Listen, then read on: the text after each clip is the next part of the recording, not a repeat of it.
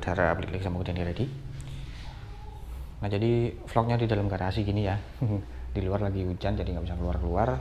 Nah langsung aja di video kali ini aku mau bahas tentang ya lagi-lagi Kawasaki Ninja ZX 25R.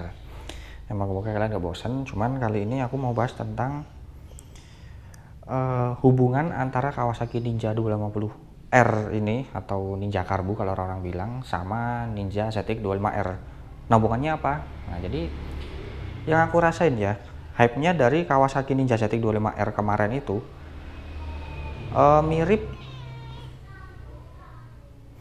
mirip sama kayak awal mula ini motor keluar, itu kalau nggak salah tahun 2008 ya. Waktu itu aku masih SMP. Nah jadi miripnya ada di mana? Nah yang perlu dicatat, ini bener-bener murni opini pribadiku ya. Jadi nggak ada sangkut pautnya sama motorku Kawasaki, motorku Honda, apapun itu nggak ada. Jadi cuman unek-unek yang pengen aku ceritain ke kalian waktu ritual di WC. Nah jadi kita flashback dulu ke tahun 2008. Jadi sebelum motor ini benar-benar keluar ya, jadi tahun 2008 waktu itu kalau orang pengen beli motor yang sisinya gede, jadi maksudnya bukan Muge ya, tapi mocil tapi cc-nya termasuk gede, itu orang-orang pilihannya terbatas. Jadi cuman ada Honda Tiger 200 cc, kemudian Yamaha Scorpio 225 cc yang dijual secara resmi sama pabrikan ya, kemudian sama Suzuki Thunder 250. Nah si Thunder 250 ini aku kurang tahu juga sih, dia produksi Suzuki sendiri atau impor dari luar sama Suzuki sendiri atau sama importer umum, kurang tahu juga. Nah buat kalian yang tahu silahkan komen di bawah. Dan itu pun juga dia bukan motor sport murni, tapi lebih ke motor touring, motor cruiser, motor naked. Kalaupun memang orang-orang pengen motor sport, motor firing, itu cuman ada si BR150R yang diimpor secara utuh sama importer umum ya, jadi bukan pabrikan, dari Thailand, sama Suzuki FXR yang diimpor dari Malaysia. Nah jadi itu pun susinya cuma 150 ya, nggak gede kayak Honda Tiger, kemudian Scorpio sama Thunder 250. Nah kemudian secara mengejutkan Kawasaki dia berani memasukkan, jadi secara resmi lewat ATPM ya, lewat pabrikan, itu diimpor secara utuh juga atau CBU dari Thailand, yaitu Kawasaki Ninja 250R ini yang ada kayak di depanku ini. Nah pada waktu itu awalnya orang-orang cukup ragu ya buat penjualan si motor ini karena dia impor secara utuh, cc-nya gede, dan harganya pastinya mahal. Waktu itu kalau nggak salah 46 juta di tahun 2008, itu udah lumayan mahal. Nah cuman ada sesuatu yang berbeda yang dibawa di motor ini. Aduh munggah joko suwek kabeh. Mudun. Nah jadi Ninja 250R ini membawa sesuatu yang berbeda, yaitu dia memiliki konfigurasi mesin 2 silinder, di mana pada waktu itu 2 silinder itu nggak ada sama sekali ya, yang mocil maksudnya. Jadi Honda Tiger 1 silinder, kemudian Scorpio 1 silinder, kemudian Suzuki Thunder 250 itu walaupun knalpotnya 2 ya kanan kiri, cuman dia cuma 1 silinder. Jadi portnya ada 2 tapi silinder cuma 1. Dan suaranya juga gitu-gitu aja. Sedangkan si Ninja ini waktu dipakein knalpot racing atau knalpot free flow itu suaranya berbeda. Satu hal yang dicari oleh konsumen itu suara dari 2 silindernya itu tadi. Karena sebelum-sebelumnya udah bosen suara motor cuman gitu-gitu aja, mesinnya cuman ya 1 silinder. Nah dan dikit cerita ya, terus terang aja, ini motor dulu waktu pertama kali keluar tahun 2008 aku masih SMP, ini aku lihatnya wah ini motor keren banget, dia bener-bener gede ya dibandingin si BR150R Thailand yang old yang masih karburator itu kan ramping ya, kecil banget. Sedangkan ini motor dia gede banget, gampot banget. Nah jadi ya kalau boleh jujur itu salah satu motor ini maksudnya ini salah satu motor impian dulu waktu pertama kali keluar. Wah ini keren, moga-moga suatu saat bisalah beli. Dan ya akhirnya walaupun sekarang udah termasuk jadul ya akhirnya keturutan juga. Jadi pada awalnya banyak yang meragukan, ternyata laris manis ini motor.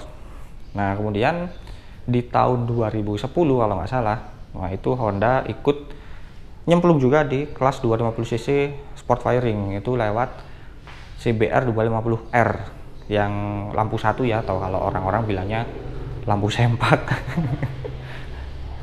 Jadi dia juga impor secara utuh dari Thailand, dan ternyata CBR 250R itu juga nggak bisa ngalahin penjualannya dari Kawasaki Ninja 250R. Jadi nggak bisa seheboh, nggak bisa se-hype Ninja 250R, dikarenakan dia cuman satu silinder, dimana suaranya ya kayak gitu aja. Jadi memang hal yang dicari sama konsumen Ninja 250R ini salah satunya adalah suaranya yang stereo, sesuatu hal yang baru.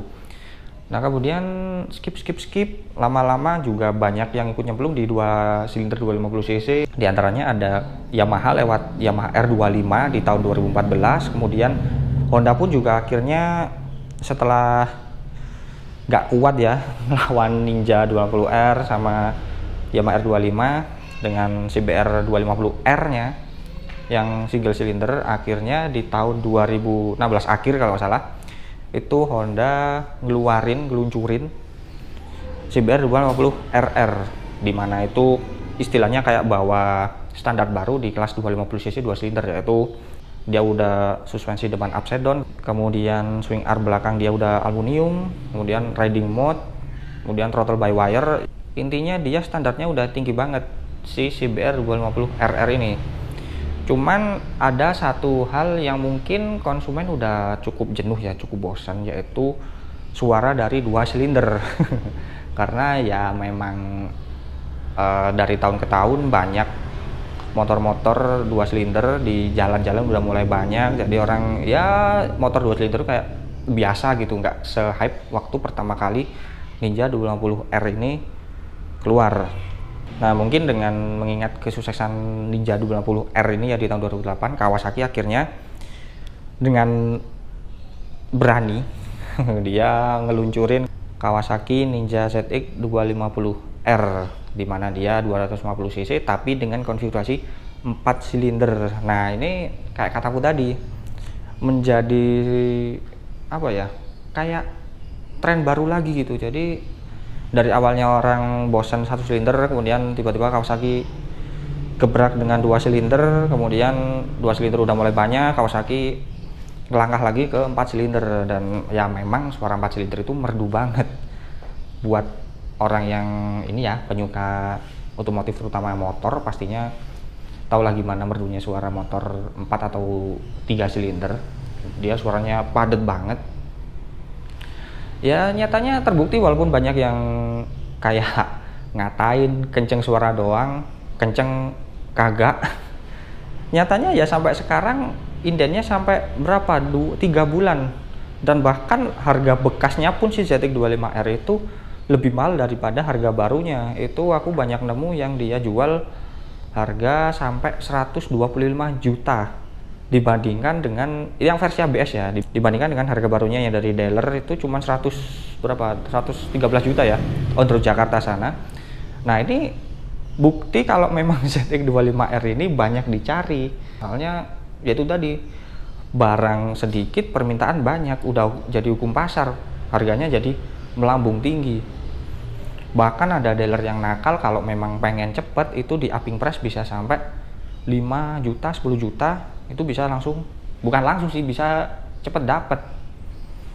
Nah jadi ya itu tadi, kalau menurutku hype-nya dari ZX25R ini sama kayak si Ninja 250R tuh. Jadi ya mau sebenci apapun kalian ke Ninja ZX25R, mau dikatain lemot kayak mau dikatain kenceng suara doang, ya nyatanya memang sekarang ini dia lagi hype yang harga bekasnya ini lebih mahal daripada harga barunya.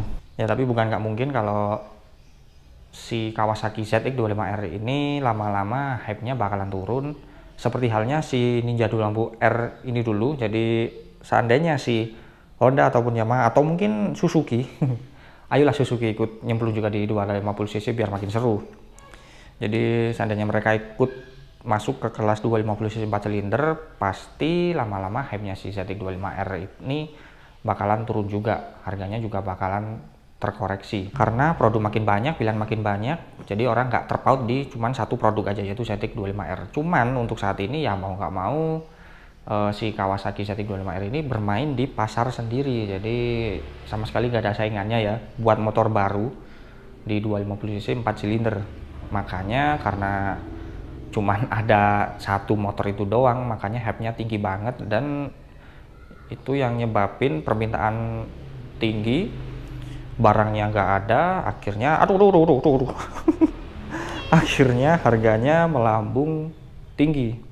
Jadi walaupun orang-orang bilang Zetik 25R kenceng suara doang, menang di suara, ya kalau kenyataannya memang dia laku sampai inden, sampai harga bekasnya lebih tinggi dari harga barunya, karena memang salah satu faktor yang dicari orang-orang itu adalah suaranya. Sama seperti waktu Ninja 250R ini pertama kali keluar, yaitu yang dicari faktor utamanya suara.